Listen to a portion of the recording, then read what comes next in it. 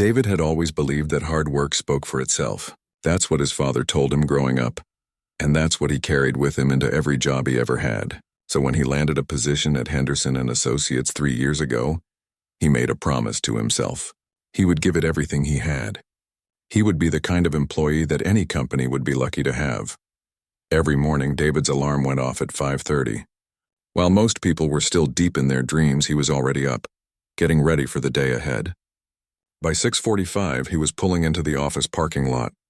The building was always quiet at that hour.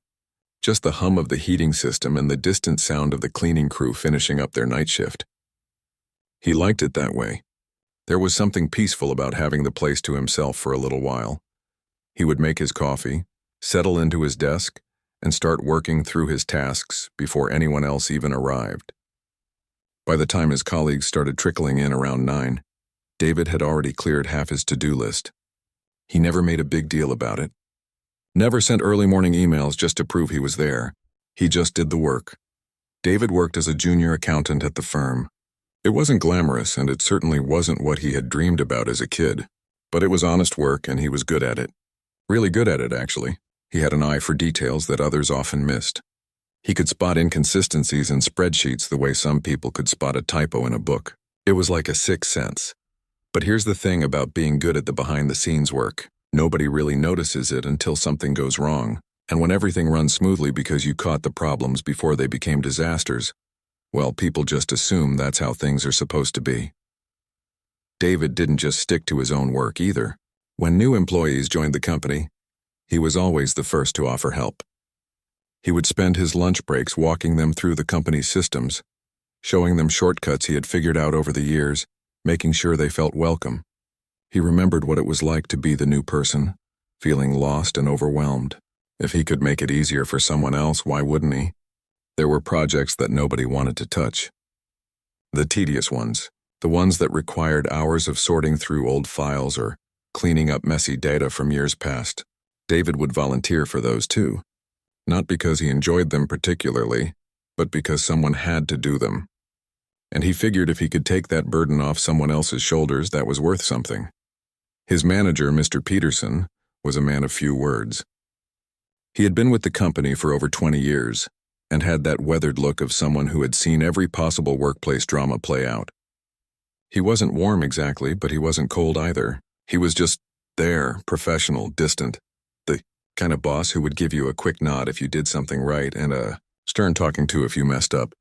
David noticed that Mr. Peterson seemed to acknowledge other people's work more than his. During team meetings, he would praise certain employees for completing projects or going above and beyond. David would sit there listening, waiting for his name to come up. It never did. At first, he told himself it didn't matter. He wasn't doing this for recognition anyway. He was doing it because it was the right thing to do, but as months turned into years, something started to shift inside him. It's hard to explain exactly when it happened. It wasn't a sudden realization. It was more like a slow leak in a tire. You don't notice it at first, but eventually, you realize something's not quite right. He would watch his colleagues leave at 5 o'clock, heading home to their families, their hobbies, their lives outside of work. Meanwhile, David would still be at his desk at 7, sometimes 8 at night, finishing up projects, double-checking numbers, making sure everything was perfect. He started to wonder what he was sacrificing all this time for. The real turning point came during the last promotion cycle. David had been with the company for almost 3 years at that point. He had taken on more responsibilities than his job description required. He had trained 4 new employees. He had streamlined several processes that saved the company both time and money. He felt, maybe for the first time, that he had earned the right to move up. The announcement came during a Monday morning meeting. Mr. Peterson stood at the front of the conference room with his usual stoic expression. He congratulated the team on a successful quarter and then said the words everyone had been waiting for. 2 people were being promoted to senior accountant positions. David felt his heart beat a little faster. This was it. All those early mornings, all those late nights, all that extra effort was about to pay off. Mr. Peterson called out the first name. It was Robert, a guy who had joined the company about 6 months after David. Robert was good at his job, sure, but David knew he left right at 5 every day. He had never volunteered for extra projects. He was friendly, charismatic, the kind of guy who could chat with anyone about anything. But was he more qualified than David?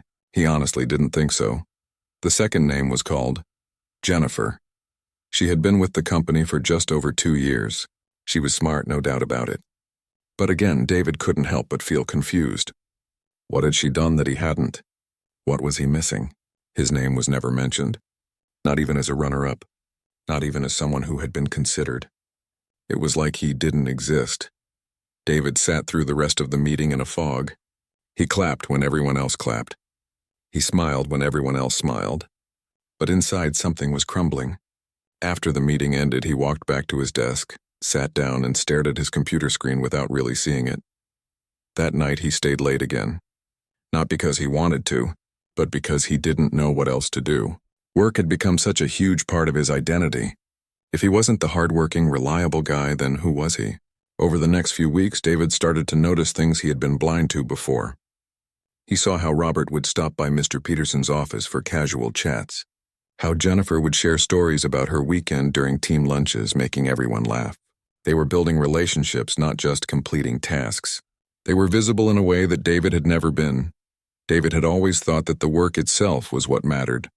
That results would speak louder than words. But now he was starting to realize that maybe he had been wrong. Maybe it wasn't just about what you did. Maybe it was about making sure people saw what you did. Maybe it was about being in the right place at the right time, saying the right things to the right people.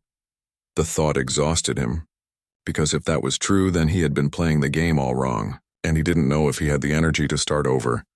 He began to feel invisible, like he was a ghost walking through the office doing his work, but never really being seen. People would pass by his desk without a glance.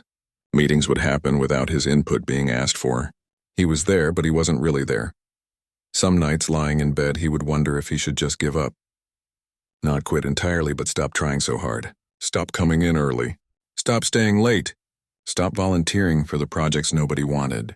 Just do the bare minimum and save his energy for something else. Maybe that's what everyone else was doing. Maybe he was the fool for thinking his dedication would matter. But every morning, that alarm would go off at 5:30. And despite everything, despite the disappointment and the frustration and the growing sense that none of it mattered, David would get up. He would get ready. He would drive to that office, and he would do the work, because at the end of the day, that's who he was. He couldn't change that even if he wanted to. The question was, would it ever be enough? Would anyone ever really see him, or was he destined to remain invisible no matter how hard he tried? It was a regular Thursday afternoon when David noticed something odd. He was reviewing a batch of monthly reports, the kind of routine work he could do with his eyes half closed by now. But something caught his attention. A number that didn't quite add up. A discrepancy that most people would have glossed over, assuming it was just a rounding error or a minor miscalculation. David couldn't let it go. That was his nature. When he saw something that didn't look right, he had to dig deeper. So he pulled up the supporting documents. Then the previous month's reports. Then the ones from the month before that. The more he looked, the more his stomach started to sink. This wasn't a small mistake. This was big. Really big. Someone had been miscategorizing expenses for months, maybe longer. And because of the way the accounting system was set up, those errors had been compounding, creating a snowball effect. If this continued unchecked, the company could be looking at a massive financial discrepancy. The kind that could lead to audits, penalties, maybe even legal trouble. David sat back in his chair and rubbed his eyes. It was already 4:30 in the afternoon. Most of his colleagues were starting to pack up their things, getting ready to head home. He could bring this up to Mr. Peterson in the morning, write up a quick email explaining what he found, let someone else deal with the details, but he knew how these things worked. By the time everyone reviewed it, had meetings about it, and assigned someone to fix it, days or even weeks could pass. And every day that passed meant the problem was getting worse. More inaccurate numbers, more complications down the line. He made a decision. He would fix it himself. He would fix it now. David called his girlfriend Amy and told her he was going to be late. She sighed on the other end of the line. They had plans to grab dinner and catch a movie. It was supposed to be a rare weeknight where they actually spent time together. "How late are we talking?" she asked. "I'm not sure," David admitted. "There's something I need to take care of. Something important." There was a pause. Then she said, Okay, but David, we really need to talk about this. About how much you're giving to that place. I know, he said. I promise we'll talk. Just not tonight. After he hung up, he felt a pang of guilt, but he pushed it aside. This was important. The company needed this fixed. He would make it up to Amy later. The office emptied out. The lights in the other cubicles went dark one by one. The cleaning crew came through around 7, vacuuming and emptying trash cans. They waved at David, used to seeing him there late. He waved back, barely looking up from his screen. Hours blurred together. David pulled data, cross-referenced entries, recalculated figures. He built formulas to identify every instance where the error had occurred. Then he started the painstaking process of correcting each one. He couldn't just change the numbers randomly. He had to trace each transaction back to its source, figure out where it should have been categorized, and make the adjustment properly. Friday came and went. David went home late Friday night, grabbed a few hours of sleep, and came back early Saturday morning. The office was eerily quiet on weekends. No hum of conversation, no phones ringing, just silence and the glow of his computer screen. By Sunday afternoon, he had it. Every error identified, every correction made, every number recalculated and verified. He had created a detailed report explaining what went wrong, how he fixed it, and recommendations for preventing it from happening again in the future. It was thorough, professional, the kind of work he was proud of. He sent it to Mr. Peterson at 5 o'clock Sunday evening with a subject line that read, "Critical accounting issue identified and resolved." Then he drove home exhausted but satisfied. He had done something that mattered. This time there was no way his work would go unnoticed. Monday morning, David arrived at the office with a strange mix of nervousness and anticipation. He expected Mr. Peterson to call him into his office first thing, to thank him, to acknowledge the crisis he had averted, maybe even to apologize for overlooking him during the last promotion cycle. But 9 o'clock came and went. No email, no call, nothing. By 10:30, David couldn't take it anymore. He walked past Mr. Peterson's office and glanced inside. His manager was on the phone, nodding and jotting down notes. He didn't even look up. David went back to his desk and tried to focus on his regular work. But his mind kept drifting. Had Mr. Peterson even read the report yet? Maybe he was just busy. Maybe he would reach out after lunch. Lunchtime came and went.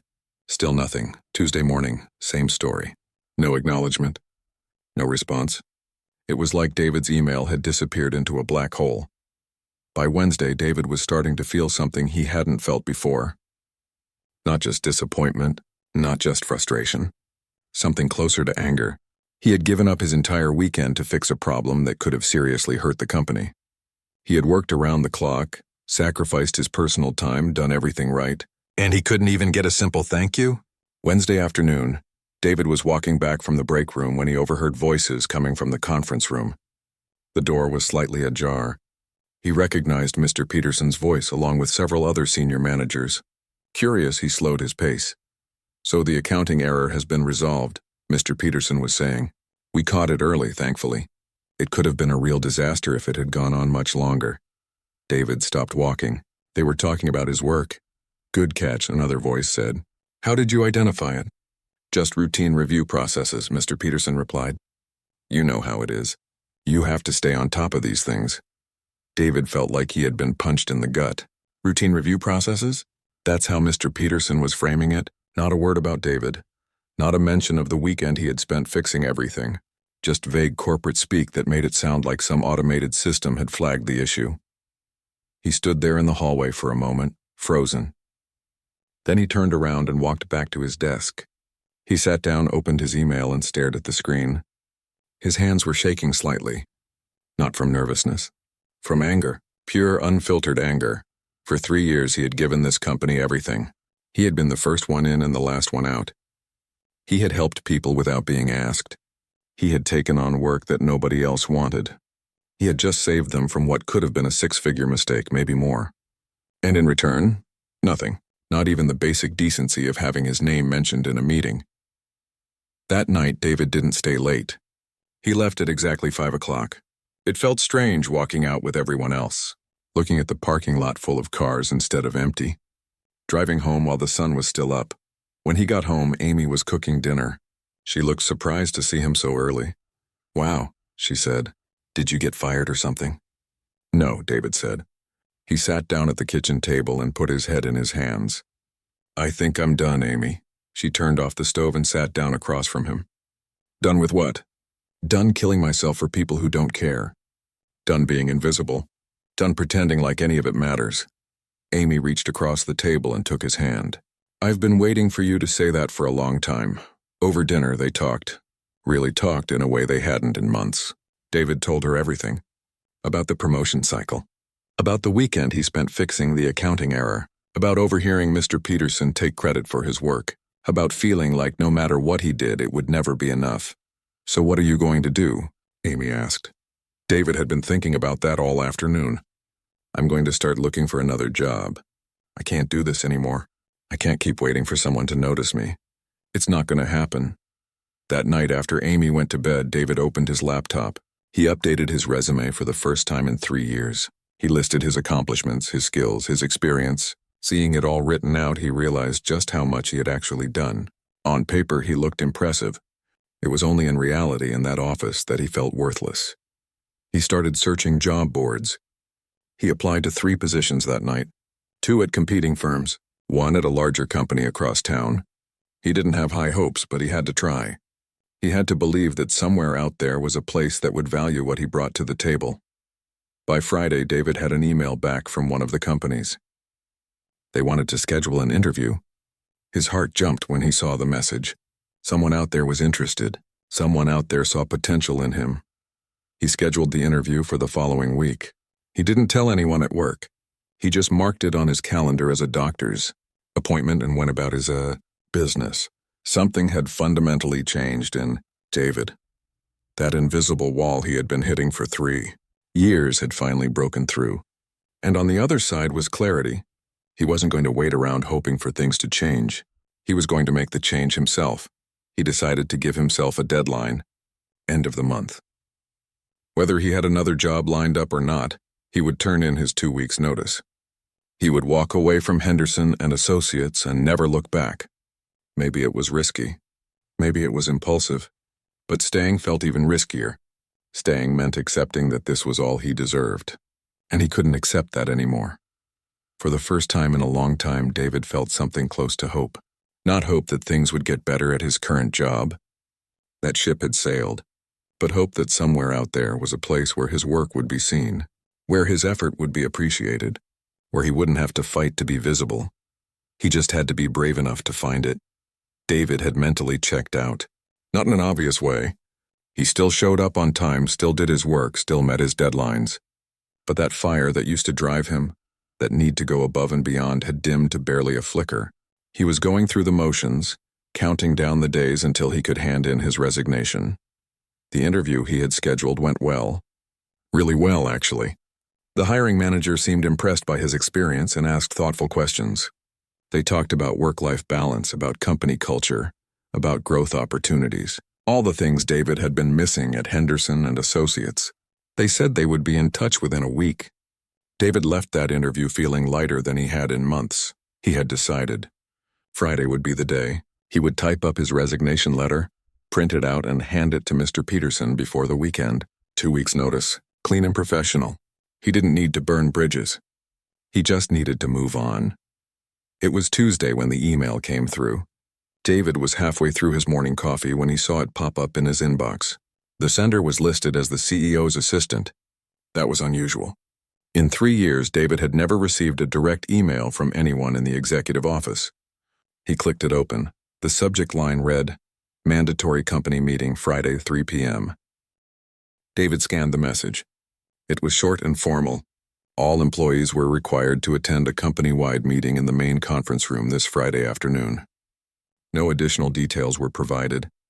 Just a request to confirm attendance by replying to the email. David felt a small spike of anxiety. Mandatory meetings usually meant one of 2 things. Either the company was doing really well and they wanted to celebrate, or the company was doing really poorly and layoffs were coming. Given the accounting error he had caught, he hoped it wasn't the latter. Though at this point, getting laid off might actually be a relief. At least then he would get severance. He replied with a simple, "I'll be there," and went back to his work. The timing was almost funny. He had planned to quit on Friday anyway. Maybe this meeting would be the perfect send-off. He could sit through whatever announcement they had, collect his things afterward, and hand in his letter on the way out. The rest of the week dragged by. David noticed that other people in the office were speculating about the meeting. Robert, one of the guys who had gotten promoted, was convinced they were announcing a merger. Jennifer thought maybe they had landed a huge new client. David didn't participate in the gossip. He had learned to keep his head down and his expectations low. By Friday afternoon, David had already packed up most of his personal items. There wasn't much. A coffee mug his sister gave him, a small desk plant that had somehow survived 3 years of his neglect, a photo of him and Amy from their vacation last year. He tucked everything into a cardboard box and slid it under his desk. When the meeting was over, he could grab it and go.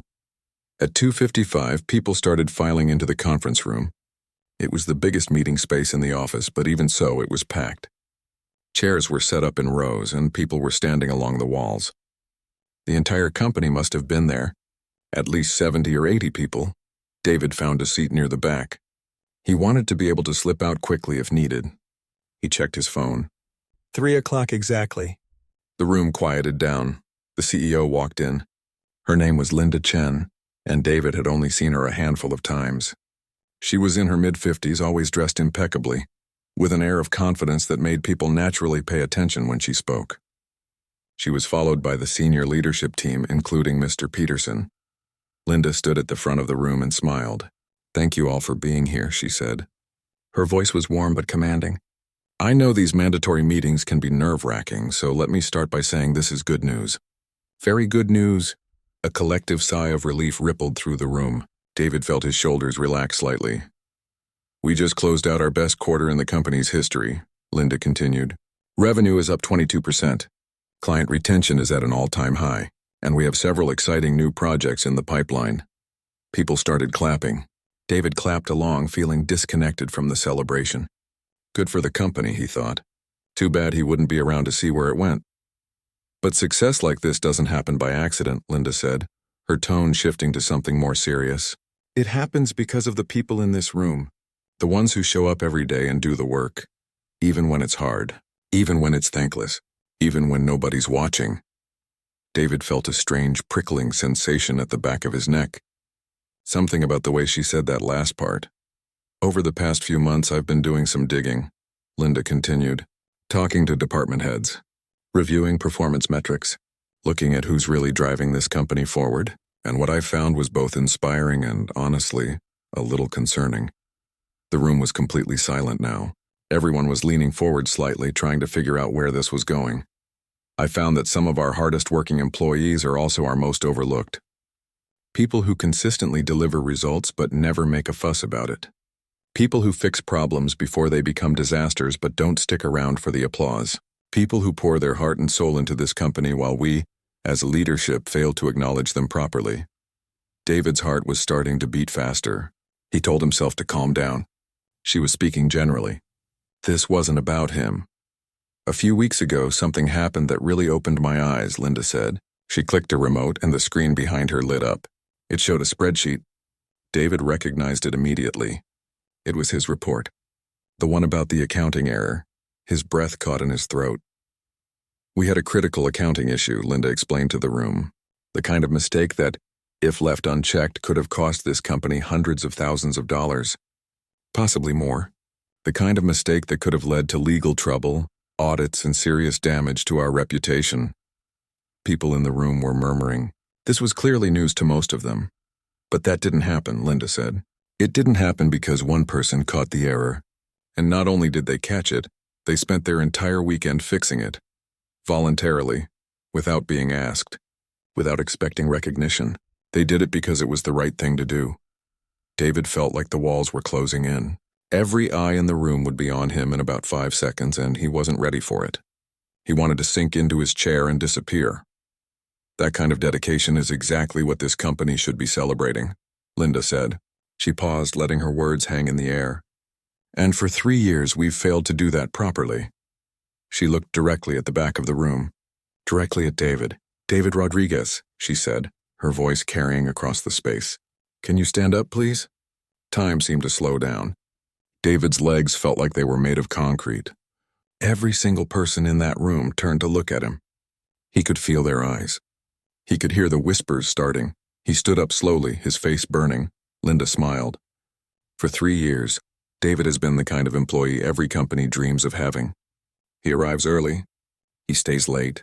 He volunteers for projects nobody else wants. He mentors new hires. He solves problems before they escalate. And he does all of this without ever asking for recognition.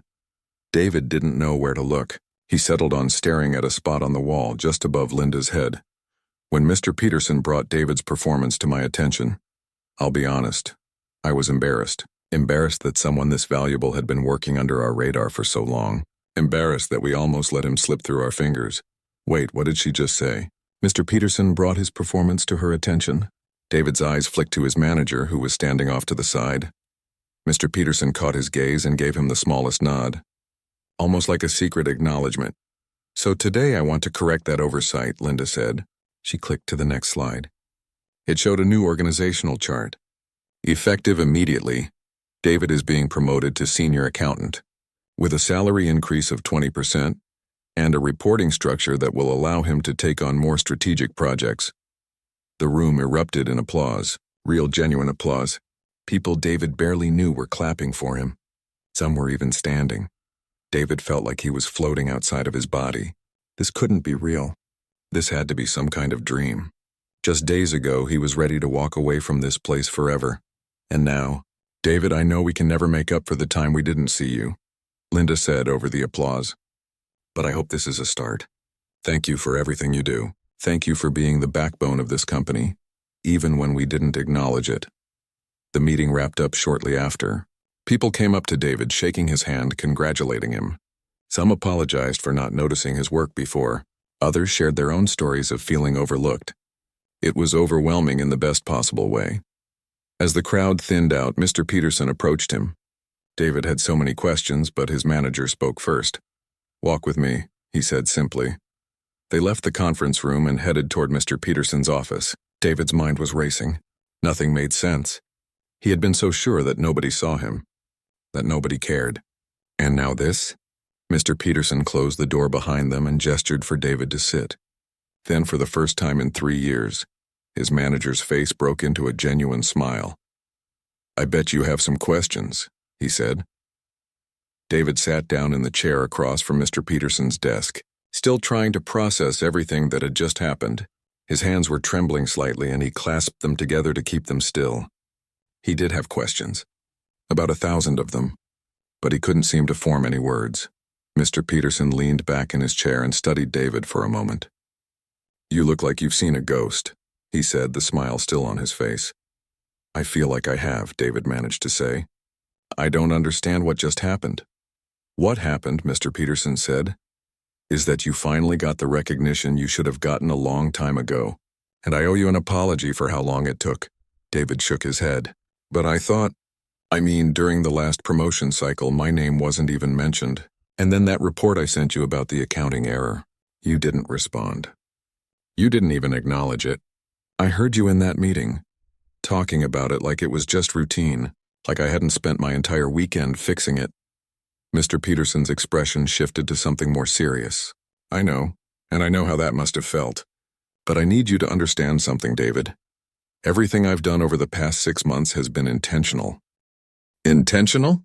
David repeated, confusion clear in his voice.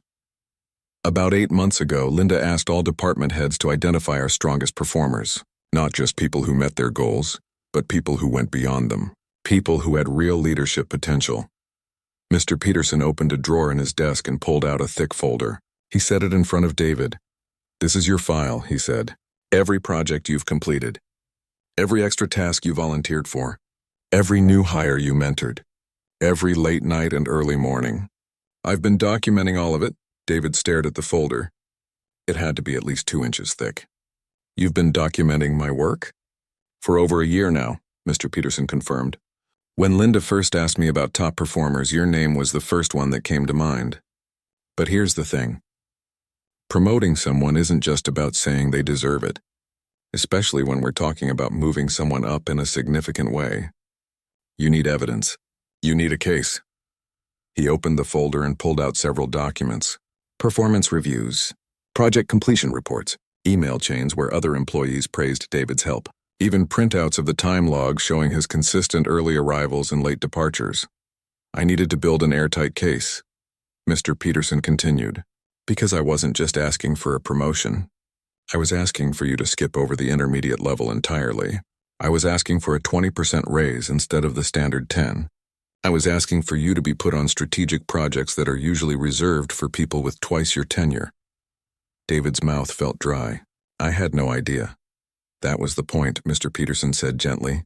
If I had told you what I was doing, you might have changed your behavior. Started acting differently. And I needed this to be genuine. I needed Linda and the senior team to see the real you. The one who does extraordinary work without expecting anything in return. But the accounting error, David said. Why didn't you say anything? I spent the entire weekend on that. I sent you a detailed report, and then I heard you talking about it like it was nothing. Mr. Peterson nodded. That was the hardest part. When I got your email Sunday night, I was blown away, not just by the fact that you caught something that significant, but by the fact that you took it upon yourself to fix it. No complaints. No demands for overtime pay. You just did it because it needed to be done. He leaned forward. I wanted to call you immediately. To thank you. To tell you what an incredible job you did. But I realized something. This was the final piece of evidence I needed. This was proof that you weren't just a hard worker. You were someone who could spot critical problems and solve them independently. That's what separates good employees from great ones. So you brought it to Linda, David said slowly, starting to understand. I brought it to Linda that Monday morning, Mr. Peterson confirmed. I showed her the report you wrote. I showed her the documentation of the error and your solution. And I told her that we had been overlooking a gold mine, that we had someone right under our noses who deserved to be in a leadership position. Is that why you took credit for it in that meeting? David asked. The one I overheard on Wednesday. Mr. Peterson winced. You heard that? I was walking by. The door was open. David, I'm sorry. That must have felt terrible. But I had to keep the details quiet until Linda made her decision. Some of the people in that meeting were the same ones who had passed you over during the last promotion cycle. If I had mentioned your name, they might have tried to minimize your contribution. Politics, you know. David did know. He had seen how office politics worked, how credit could be stolen or diluted, how the loudest voices often won out over the most deserving people. Linda made her decision by Thursday, Mr. Peterson continued. That's when she sent out the meeting invite. She wanted to make this public. She wanted everyone in the company to see that we value the people who do the real work, not just the ones who know how to promote themselves. David sat back in his chair, overwhelmed. I was going to quit today, he said quietly. Mr. Peterson's eyebrows shot up. What? I had my resignation letter written. I was planning to hand it in after the meeting. I couldn't do it anymore. I felt invisible, like nothing I did mattered. For a moment, Mr. Peterson looked genuinely pained. I'm sorry, David, I really am. If I had known you were feeling that way, I would have handled things differently. But I want you to understand something. You were never invisible, not to me, not to the people who really matter. It didn't feel that way, David admitted. I know, and that's on me. I should have found a way to let you know you were valued, while still building the case for your promotion. That's something I'm going to work on. Because you're not the only person in this company who feels overlooked. And if I've learned anything from this, it's that recognition can't wait. People need to know they matter in the moment, not months down the line. They sat in silence for a moment. David's mind was still spinning, but things were starting to make sense. The pieces were clicking together. So the people who got promoted last time, David said, Robert and Jennifer. They deserved their promotions, Mr. Peterson said. They did good work, but they weren't ready for what I was planning for you. I needed you to stay at your current level a little longer so I could build the documentation. I know that sounds calculated, and maybe it was, but I was trying to set you up for something bigger. And if I had quit before you could do all this, Mr. Peterson met his eyes, then we would have lost one of the best employees this company has ever had. And that would have been a failure on my part as a manager, one I would have regretted for a long time. David felt something loosening in his chest, all the anger and frustration he had been carrying around, all the bitterness about being overlooked. It wasn't gone completely, but it was starting to fade. What happens now? He asked. Now, Mr. Peterson said. You take the weekend to process all of this. On Monday, we'll sit down and talk about your new responsibilities. You'll be working on some projects that I think you'll find much more interesting than expense reports and routine audits. You'll also have the opportunity to mentor other junior accountants, which I know is something you enjoy. And the salary increase will be reflected in your next paycheck. Linda also mentioned there might be a signing bonus, but we'll need to work out those details. David laughed. It came out sounding slightly hysterical. This is crazy. This morning I was planning my exit. Now I'm getting promoted with a 20% raise. Life comes at you fast, Mr. Peterson said with a grin. For what it's worth, I'm glad you're staying. I meant what I said earlier. You're one of the best employees this company has, and now finally everyone else knows it too. They talked for a few more minutes about logistics, about when his new role would officially start, about who would take over some of his current projects. When David finally stood to leave, Mr. Peterson extended his hand. Congratulations, he said. You earned this. Every bit of it. David shook his hand, feeling dazed. He walked back to his desk in a fog. The office was mostly empty now. Most people had left for the weekend after the meeting. He sat down and stared at the cardboard box under his desk, the one with his coffee mug and desk plant and photo of Amy. He pulled out his phone and called her. Hey, she answered. How did it go? Did you quit? Not exactly, David said. He could hear the smile in his own voice. I need to tell you something. You're not going to believe this. As he recounted the story, he could hear Amy's excitement building. By the end, she was practically shouting with joy. David, this is amazing. I'm so proud of you. We need to celebrate. I'm making reservations right now. After they hung up, David pulled the cardboard box out from under his desk. He took out his belongings and put them back where they belonged. The coffee mug on his desk, the plant by the window, the photo of Amy right next to his monitor. He wasn't going anywhere. Not anymore. For the first time in 3 years, David felt seen, really truly seen.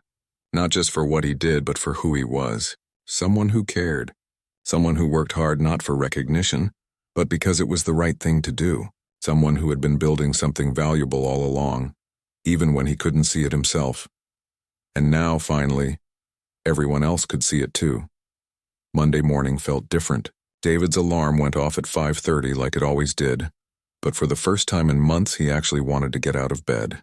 There was something waiting for him at the office. Not just work, purpose, recognition, a future that felt brighter than it had in a long time. He went through his usual routine. Coffee at home, drive to the office, parking in the same spot he always used. But when he walked through the doors, something had shifted. He couldn't quite put his finger on it at first. Then it hit him. People were looking at him differently.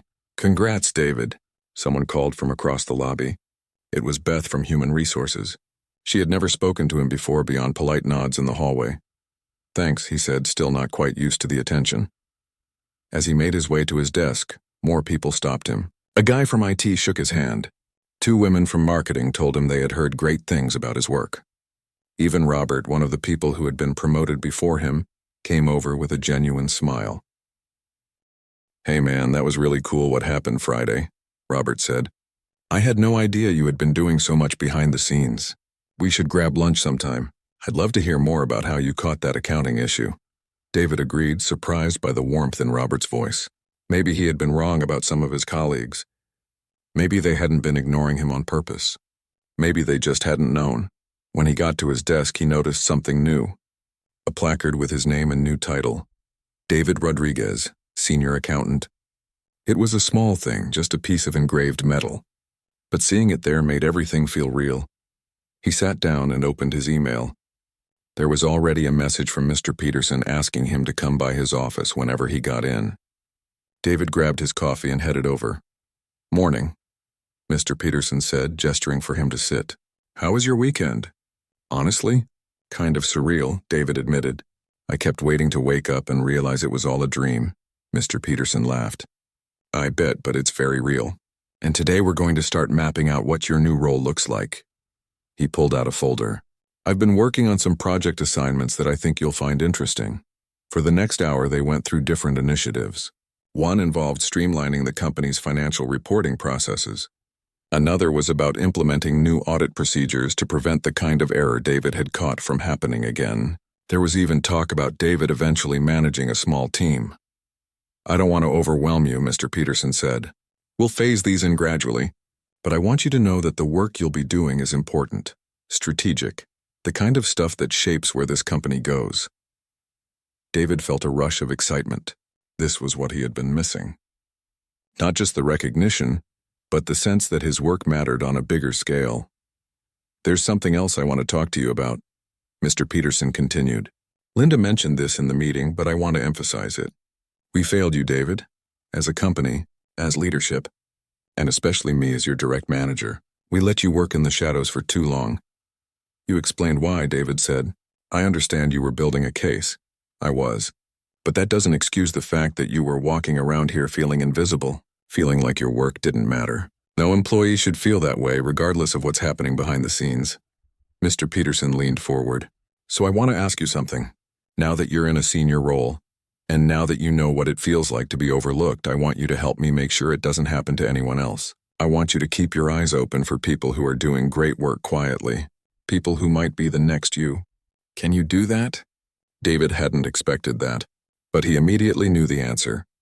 "Yes, absolutely. Good, because one of the best ways to honor what you've been through is to make sure someone else doesn't have to go through it the same way." The conversation stayed with David throughout the day.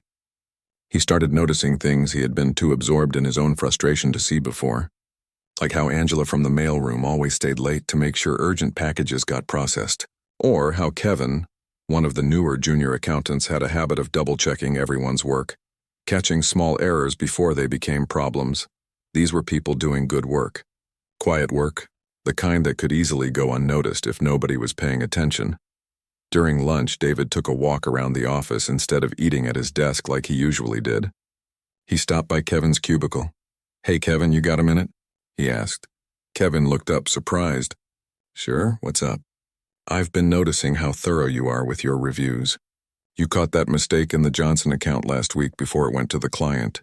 That was good work." Kevin's face lit up. "Oh, thanks. I mean, it was just part of the job." "Maybe," David said. "But not everyone would have caught it. I just wanted to make sure you knew it didn't go unnoticed." It was a small moment, 30 seconds of conversation, but David saw the impact it had. Kevin sat up a little straighter, smiled a little wider. It reminded David of how he felt on Friday when Linda acknowledged him in front of everyone. Recognition didn't have to be grand. Sometimes it just needed to be genuine. Over the following weeks, David settled into his new role. The work was challenging in ways he enjoyed. He was using his brain differently, thinking strategically instead of just tactically, and he was working with people across different departments, building relationships he had never prioritized before. He also made good on his promise to Mr. Peterson. Whenever he saw someone doing exceptional work, he made sure to acknowledge it. Sometimes publicly in meetings, sometimes privately in one-on-one conversations.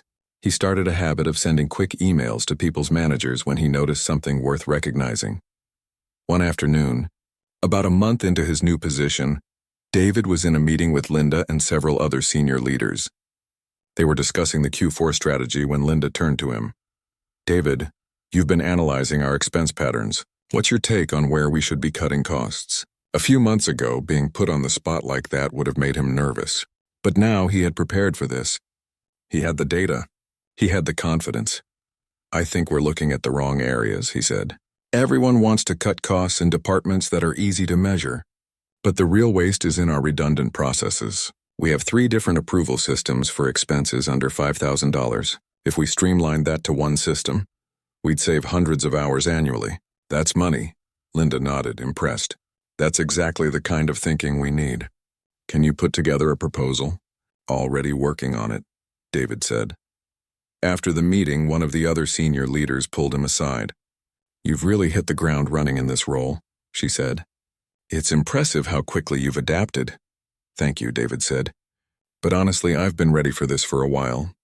I just needed the opportunity." That conversation made him think about something Mr. Peterson had said, about how the people who succeed aren't always the most talented. They're often just the most visible. David had spent years being talented but invisible. Now he was learning to be both talented and visible, and he was realizing that visibility didn't mean being loud or self-promoting. It meant being present, being confident, being willing to share your ideas instead of keeping them to yourself. At home, things had improved too. David was leaving work at reasonable hours most days. He had time for dinners with Amy, time for hobbies he had abandoned, time to actually live his life instead of just working through it. One evening, about 2 months after his promotion, Amy asked him a question over dinner. Do you ever think about what would have happened if you had actually quit that day? If you had turned in your resignation before the meeting? David had thought about it. More than once. All the time, he admitted. I was literally minutes away from walking out of that place forever. If the meeting had been scheduled for Monday instead of Friday, I would have quit before it even happened. That's kind of terrifying, Amy said. It is, but it also taught me something important. Sometimes the breakthrough comes right when you're about to give up. Not always, but sometimes. So you think you should have just kept waiting? Kept hoping someone would notice? No, David said firmly. That's not what I mean. I think I was right to be frustrated. Right to want more.